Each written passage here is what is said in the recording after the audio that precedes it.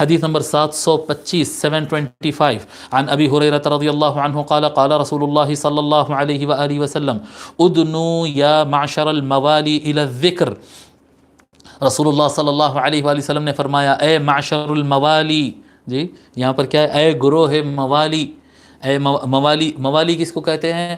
یعنی ایک تو مولا ہوتا ہے جو آقا ہوتا ہے، یہ لغت ازدادیہ، یعنی ایک ہی ورڈ دونوں طرف استعمال ہوتا ہے. ایک مولا وہ جو مالک ہو جس کے کوئی غلام ہو، اور دوسرا مولا وہ کہتے ہیں وہ غلام جس کو مولا نے آزاد کر دیا، تو ان کو موالی کہتے ہیں.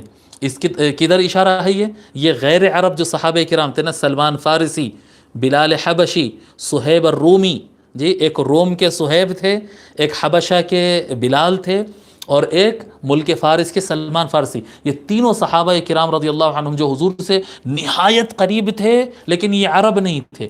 جی عرب نہیں تھے، مطلب ان کا اصل کام عربی زبان میں نہیں تھا، جانتے تھے عربی، سمجھتے تھے، بولتے تھے، لیکن ان کو وہ زبانیں زیادہ اچھی آتی. تو فرماتے ہیں ادنو یا معشر الموالی الی الذکر، اے موالی کے گروہ اب تم آگے بڑھو، الی الذکر قرآن کی طرف آگے بڑھو.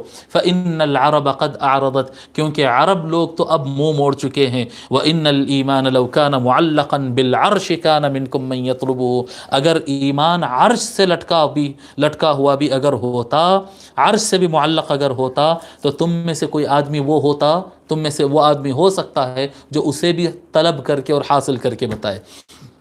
ٹھیک ہے.